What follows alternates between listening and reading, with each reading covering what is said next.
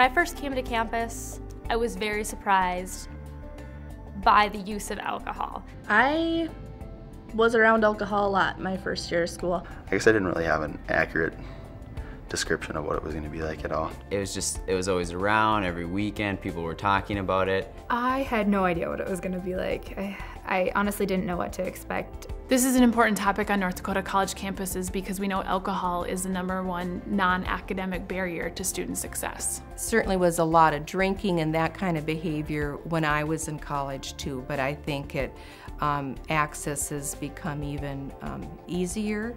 I think it's important to know that college has changed. Students have changed, expectations on students, pressure on students. It feels like, anyhow, that there's so many more messages being delivered to the kids that in order to have fun, you need to be doing this stuff. They think to fit in or to be the real college student, you need to consume alcohol in high-risk ways. My first roommates were definitely the people who went out all the time. They pressured me into going out with them. I wanted to get along with them. I wanted to have friends. No, there are a lot of kids at every campus that don't drink. I've gone out a few times, but still have decided to abstain from drinking. I don't feel like I'm missing out because I feel like I'm with the right people now. I don't need to do that to have fun.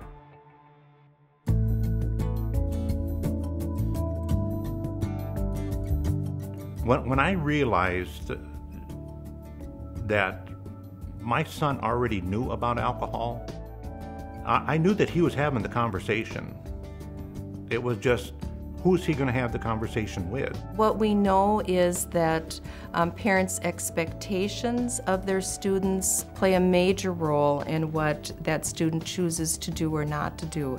And they've always kind of stressed the values that they feel are important, and they have been imprinted on me. And I think it's very important that I'm like that because I feel that's helped with my decisions. Well, it's certainly not easy, and I won't say that I always knew what to say, but I would say that the more we talked, the easier it became. It just goes back to you know, being responsible as parents to do that, you know, and it's challenging. We know from our research that our students really do take their parents' expectations very seriously about alcohol, more so than even state laws or city ordinances.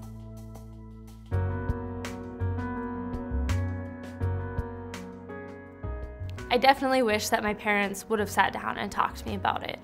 Although that conversation is bound to be an awkward conversation or a forced conversation, I feel that it definitely would have been helpful for me. I did get talked to, but not as much as I would have liked. They're no longer there every day. They're no longer in your sight and you're not in theirs, so it sometimes doesn't come to them to ask you first. You know, I like to think that our conversations about good and bad decisions started, you know, when they were able to recognize us as their parents. You allow them to talk and speak about real feelings and things without getting upset at them so that they'll come to you. I feel I would have personally benefited from and possibly made better choices if my parents would have sat down and talked to me about it. I wouldn't say that there's any specific right way that you need to do all of these things step by step, but it's really important, and I would say the #1 thing is to make your expectations known and make them clear.